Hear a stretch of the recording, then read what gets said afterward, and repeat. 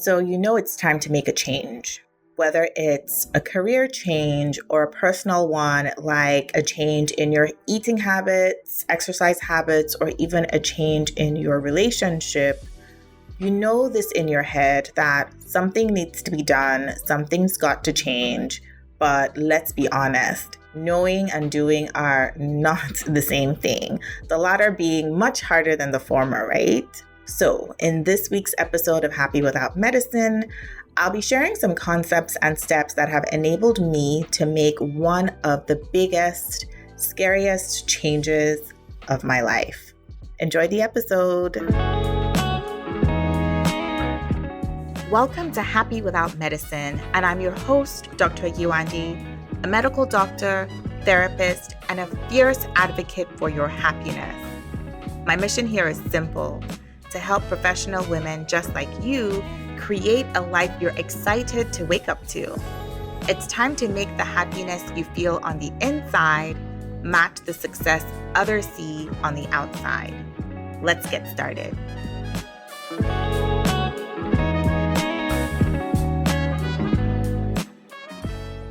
I vividly remember sitting in the kitchen with some friends of ours one winter afternoon and having a conversation around how unfulfilled I was feeling. This was back somewhere around 2018, so the winter of 2018. At the time, my thoughts didn't center around my work as an ER physician because I didn't know then what I know now. I didn't know my values and that I was living outside of my values. I didn't know my strengths and that the work that I was doing was, again, diminishing and not leveraging on any of my strengths. I didn't know what my zone of genius was, which is connecting with people and allowing them, enabling them to see their problems from a different perspective to allow for creative solutions. And on top of that, I didn't know the things that I could do professionally outside of being an ER physician. So to me, this was my job and this was it. The dissatisfaction I was feeling seemed to be universal. I mean, nurses were quitting. My colleagues, other physicians would complain about the same things. And I thought that, well, this is just the way it is. This is life of an ER doctor. Deal with it. So around the kitchen counter that day, I was expressing feeling like I wasn't where I was supposed to be, literally. As in physically, I'm literally in the wrong place for me to be able to realize my potential and for my family to evolve into the type of family, for us to have the type of future that we had dreamed for ourselves.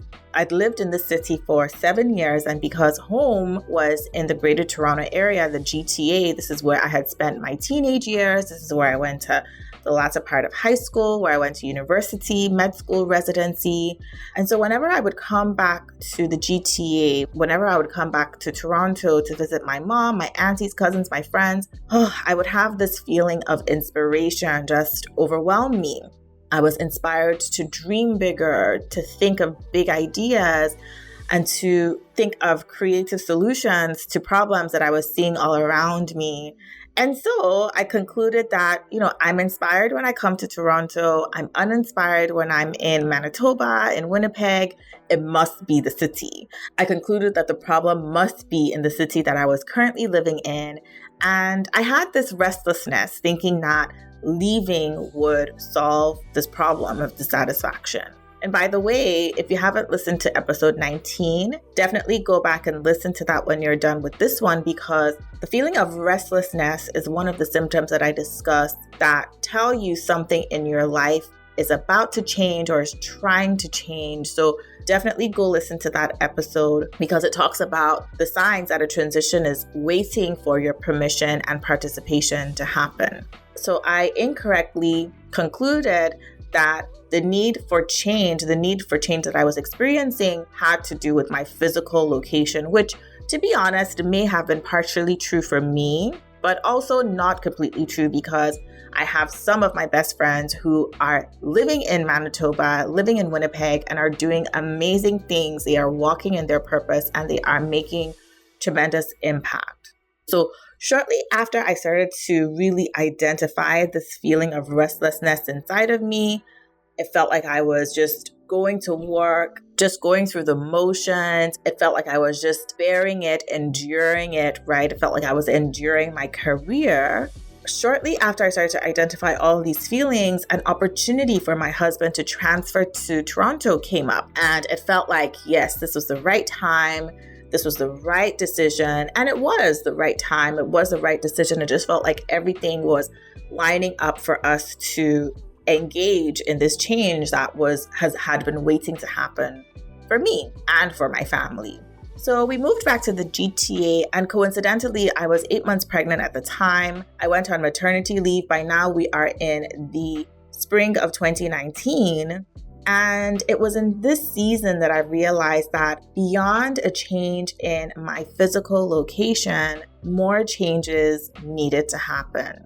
I started to ask questions about my purpose, what kind of impact I was currently having on the world, and what kind of impact I had the potential to have.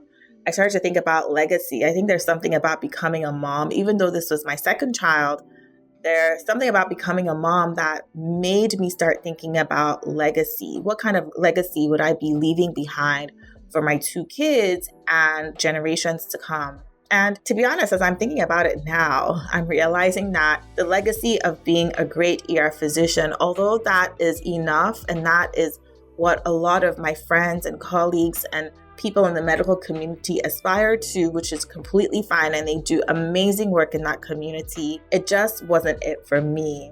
In fact, I noticed that I was being drawn more and more to my interests and my abilities outside of medicine, outside of being a doctor.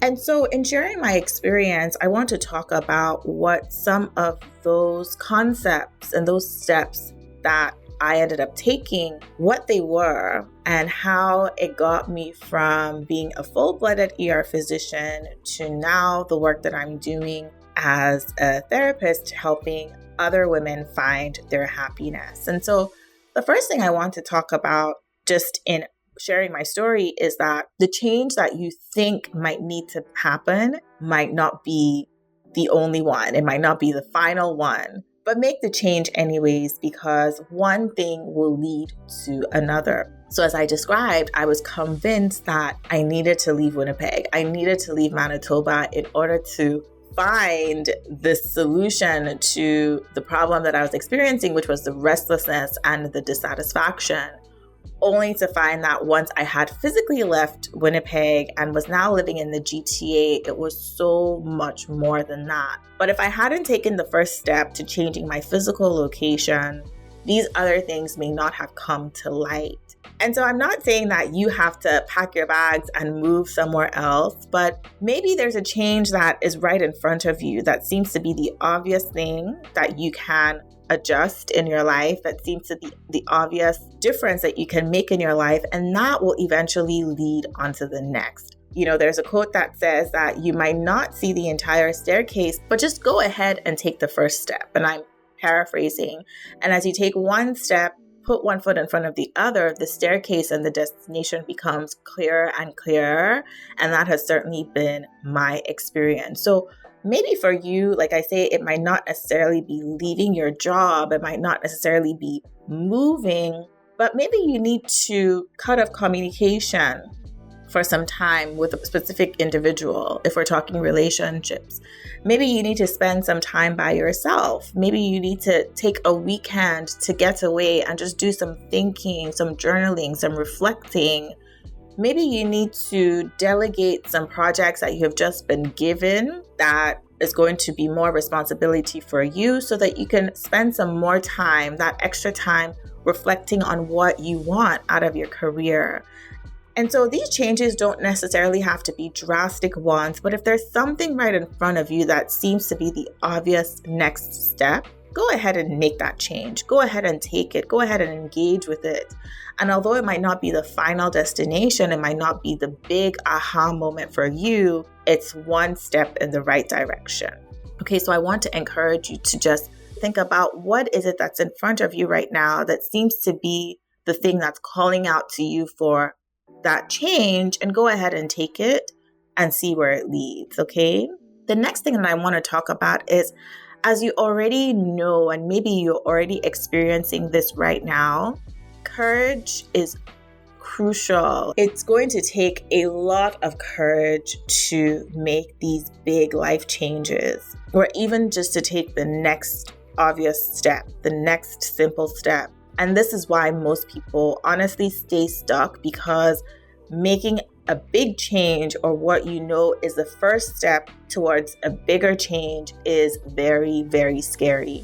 And it can be quite expensive too. I mean, I took a very big pay cut when I decided to leave the ER and decided to go ahead and train as a therapist. But you know what? At the time, I had a safety net. I had a safety net of support, which grew over time. I'm going to talk about the two types of safety nets that I had. I'm going to talk first about the people, the community I had around me that served as a safety net. Having a safety net is so crucial in finding the courage it takes to make a change in your life. And when it comes to people, it may not be your family at first. And I'm speaking from experience, which is very understandable. I mean, please don't put your family under that unfair pressure to support you from the very beginning when you're trying to make a drastic change in your life.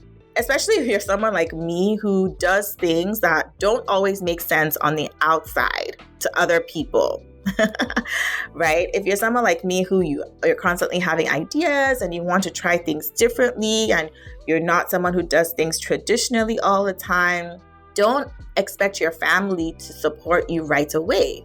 Allow them to be skeptical. Don't take it personal. Don't allow it to discourage you. Allow them to question you. Allow them to challenge you, and don't be offended, because for the majority of us, it's coming from a place of love. It's coming from a place of concern, or maybe even fear on their part. And yes, sometimes maybe the way that they express it isn't always the most encouraging. It may not even be kind, but at the end of the day, they're allowed to express their skepticism, right? And so, yes, some of us are blessed with extremely supportive families from the get-go, but if you're surrounded with people who are more logical, who are more analytic in their decision-making, expecting their support from the jump might be a bit unrealistic. Allow them to grow into their support. But having said that, like I said, having a safety net, that support is very important, and the key is to find it elsewhere. Your family will eventually come around. It may take weeks, it may take months. For some people, it may even take years or decades. But in the meantime, you can't wait. You can't wait for your family to come around when it comes to walking in your purpose and walking in that change, that transition that's calling out to you. Find a safety net, and that could look like a community of, if it's entrepreneurship, for me, it was a community of other entrepreneurs. It may be a mentor, it may be even a coach, someone that you meet with weekly or every other week to talk about your dreams and to give you guidance. So find that support, find that safety net, even if it has to be outside your family in the beginning. The other type of safety net that I want to talk about that's very important, especially if we're talking about a change in career, is a financial safety net, right? Having money in the bank that gives you that freedom to make these changes that we're talking about. So for us, we had savings to support us through the first year or so of my transition out of the ER.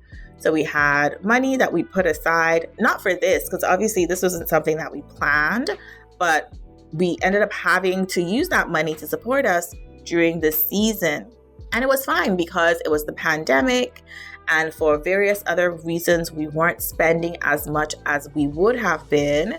But then the kids went back to school, their Montessori school, and we were paying for that, right? Things started to open up again. We were traveling for family functions. We were investing in property. We were doing renovations. And then the reality started to sink in. The reality of what it meant to have given up that ER physician income started to sink in for me. And so this is a good segue into point number 3, which is, as you're making these big decisions to change your career, whatever it might be prepared that you might start to question your decision, right? you might start to question your decision to make this change, especially after you've made the decision. So you've gotten to the point where you have made the decision, you've taken the first step. Be prepared that you might start to question it and even go back to what is familiar. And this is the pattern that I see so many times, especially if there have been consequences. So those consequences could be financial, like they were for me. They could be loneliness, feeling lonely. I see that a lot where women make a big decision to leave a relationship that isn't serving them, and then they start to get lonely, and then they go back, even though it wasn't one that was healthy. For me, the consequences were financial because, like I said, I took a big pay cut, and I was also investing in my learning and my development on this new path. I was starting my own business and bootstrapping it all. I was investing in coaches and certifications. And yeah, it all started to add up. And eventually we obviously lost that financial cushion that we once had. That safety net that we once had started to get really thin. It wasn't as lush as it had been. And I started to question all of it. I started to question my decision. Am I making the right choice for my family? All these doubts started to come up. Is it worth the risk, right? And in fact, I'll be very honest and transparent here. I did pick up several ER shifts to compensate for the loss in income. I even applied to go back to the ER here in the GTA. I applied for a full-time ER position. I would say things like, just do this for 6 more months and then you can leave. Or, now that we're in Toronto, it's a completely different city now. Maybe things would be different, even though my colleagues were telling me otherwise. My friends who work in the city were telling me otherwise, that nope, it's just as bad. It's just as stressful. I would say things like, your circumstances have changed. Maybe you'll like it better. I even started to get really hard on myself, saying things like, Yewande, you need to prove that you can do this ER work. And it's just that you're choosing not to. You're not copping out. You need to prove that you can cut it. You need to prove that you left it not because you can't do this work, but because you're choosing a different path. I started to get really hard on myself. I started to ask, are you just going to throw all your training away? What about that? Are you just going to sacrifice all the years of training that you put into becoming an ER physician? I had lots and lots and lots of questions. But like I said, I did pick up a few ER shifts at the beginning of this year, 2022, and every time I would walk through those doors, I remember I would ask myself, why am I here? Why am I here? Well, I knew why I was there. I knew I was there, but there was such a distinct difference between how I felt in my office working one-on-one with the women I work with versus the work that I was doing in the ER. And so I remember distinctly a man who had come to the ER. He was probably around his late 60s. He had collapsed on his front lawn and came to us in what we call heart block. So his heart wasn't beating as fast and as efficiently as it needed to beat in order to keep him conscious. So he wasn't getting enough blood supply to his brain. So as a physician, I did what I needed to do to get his heart beating again. I applied a pacemaker. And the interesting part was I was not moved. It was such a weird feeling. I was not moved. I literally, with the help of my team, of course, just saved a man's life. I rode in the ambulance with him because this was in a rural hospital. I rode in the ambulance with him to transfer him to the cardiac ICU so he could get a permanent pacemaker. And I wasn't moved by any of it. And when I contrast that to the exhilarating feeling I get when I'm with my clients and they're having life-changing, relationship-mending, generation healing breakthroughs, the contrast, the difference was so clear. And my reason for leaving the ER becomes so obvious when I contrast how I feel when I'm working with my clients one-on-one in my office versus when I am working in the ER.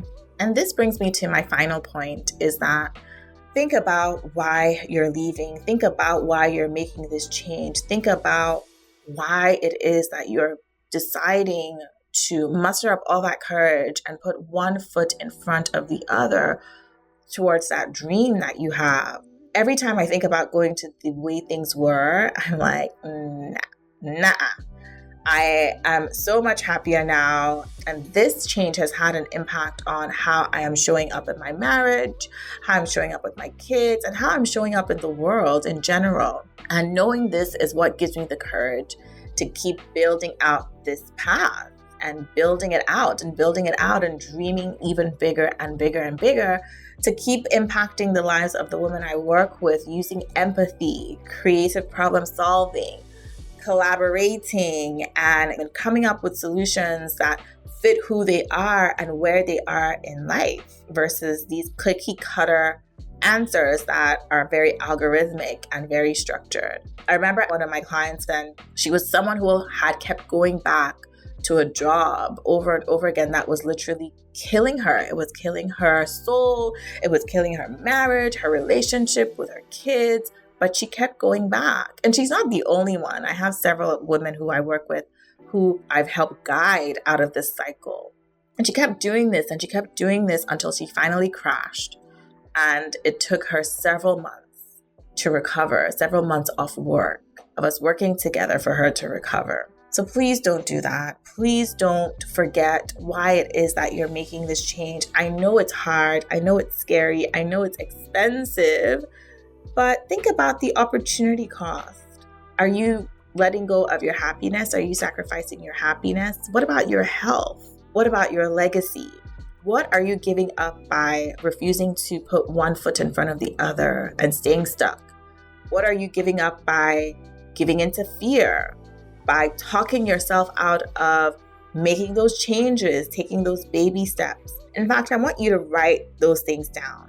Write all the things down that you're giving up by staying stuck. Make that list and then look at that list and ask yourself, is it worth it? Is it worth it?